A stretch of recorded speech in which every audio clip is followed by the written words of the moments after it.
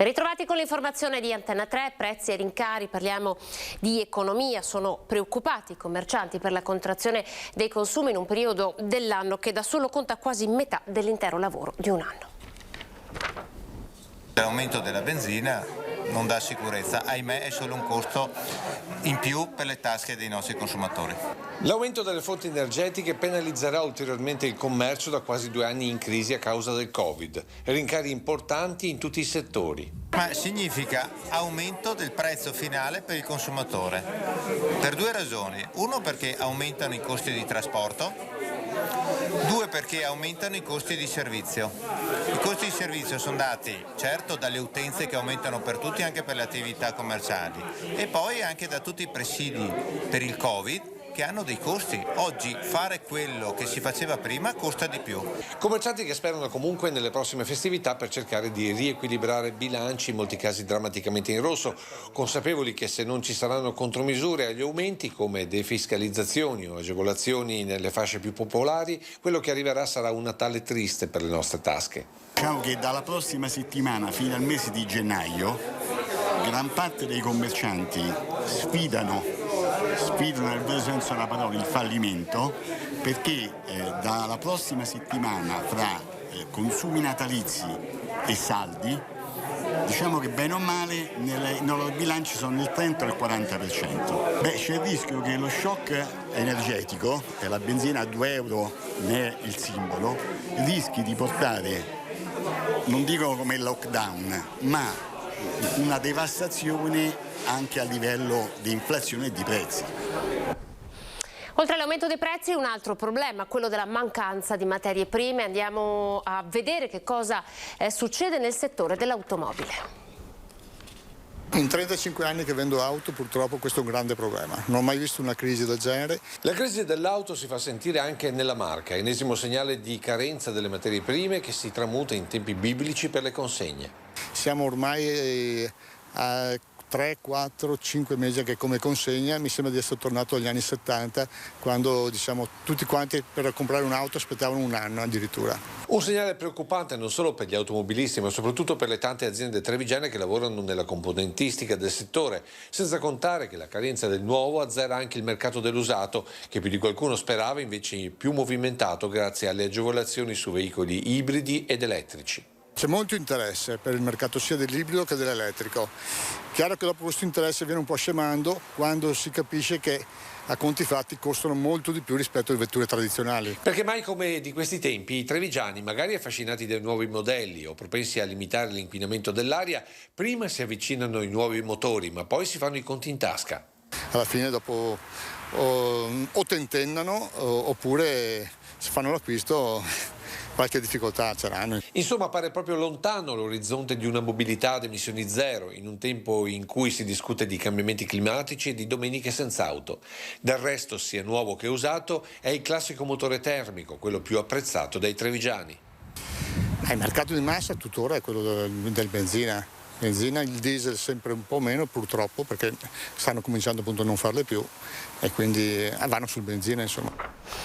Dall'auto agli sci, con oggi riparte finalmente dopo 600 giorni di stop la stagione sciistica. Dopo 600 giorni ritorniamo con gli sci ai piedi e devo dire che c'è grande entusiasmo, grande emozione.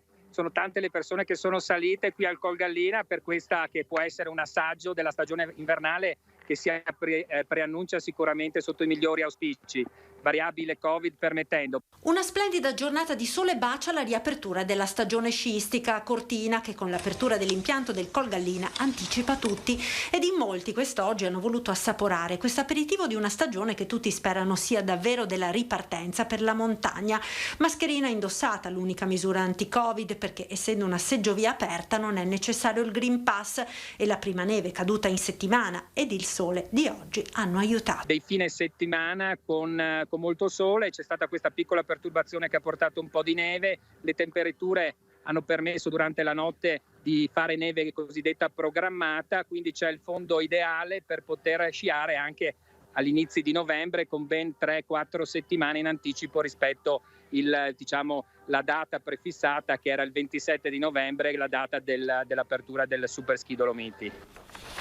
Ora Pieve di Soligo per la 71esima edizione della giornata provinciale del ringraziamento di Coldiretti. A presiedere la cerimonia religiosa che ha aperto la giornata presso il Duomo di Santa Maria Assunta il cardinale Beniamino Stella, e dopo la messa, come da tradizione, benedizione sfilata delle macchine agricole per le vie di Pieve di Soligo. La giornata del ringraziamento a Pieve onora anche una figura determinante per la ruralità e l'economia agricola come quella di Beato Tognolo, ha detto Polegato, presidente Coldiretti. Tognolo è stato sociologo, economista, maestro della cooperazione, fondatore delle settimane sociali. Pagina della cultura con la mostra antologica del pittore e scultore Livio Scattolin, visitabile nella splendida cornice di Villa Margherita grazie all'Associazione dei Veneti schiacciati dalla crisi. Hai visto che Scattolin, il mago, ha fatto il libro di Giorni della Marla? Allora, quando io ho fatto il libro di Giorni della Marla, tutti ne sapevano della Marla, tutti, e nessuno non aveva mai scritto niente. Adesso bisogna sapere e anche scrivere. E anche dipingere per comunicare emozioni e conoscenza. Sono i tratti distintivi di una vita straordinaria, quella del mago della Bassa al secolo Livio Scattolin da Casier. Pittore e scultore lo incontriamo nella stupenda cornice di Villa Margherita, dove sta esponendo i suoi ultimi lavori. Acquarelli finissimi che danno il senso dell'orizzonte catturato dai suoi occhi e rielaborato con una tecnica antichissima. Questa qui è l'unica mostra che è stata fatta in Italia fino adesso della pittura cersosina. Cersosina, quella che facevano una volta i frati manurensi. Miniature che ad ogni sguardo regalano un particolare nuovo, prima sfuggevole anche all'occhio attento. Una tecnica difficilissima ma estremamente preziosa per affascinare lo spettatore. Poi ci sono le allegorie che richiamano gli spiriti della terra, come questi elfi del vino, cantori del nettare di Bacco, nella scodella che richiama l'antica osteria alla colonna, all'ombra della signorile torre trevigiana. Pennellate ma anche colpi di scalpello che tramutano un tronco in arte. Ecco dunque la civetta, simbolo della saggezza ma anche della sapienza ancestrale, la stessa tramandata a Livio dalla madre. La mia mamma faceva botanica e il mio papà anche, e io, da tutta la discendenza delle donne, sono io l'unico maschio che mi sono adattato a fare questa cosa qua. Sapienza delle erbe che l'ha portato in cattedra anche all'Università di Padova, anche se la vera conoscenza, sottolinea il mago, si misura sul campo, perché mai come nell'utilizzo delle erbe vale molto di più il dialogo al foglio di stampa. È come l'enciclopedia parlata e quella scritta. Se non c'è viva quella parlata, quella scritta non viene mai fuori.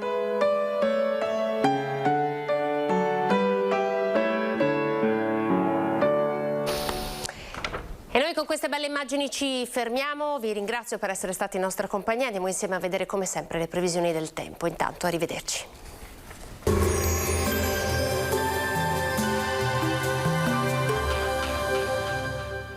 Da oltre 30 anni intrecciamo la nostra storia con la storia di ognuno di voi.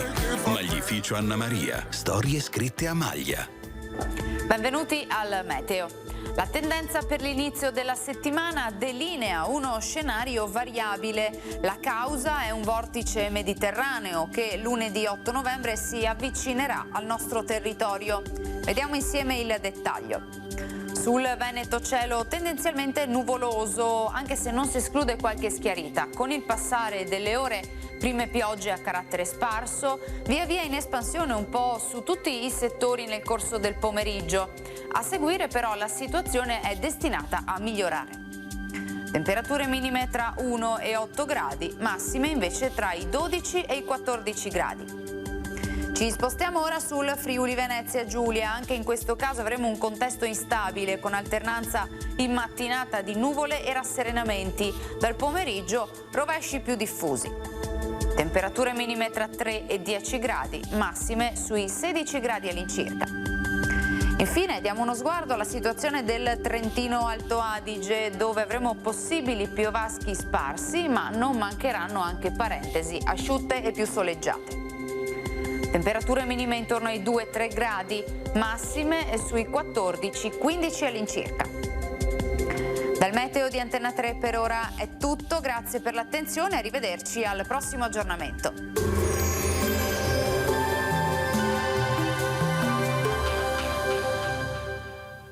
Passa a trovarci nei mercati e negozi più vicini a te e nel nuovo punto vendita di Treviso.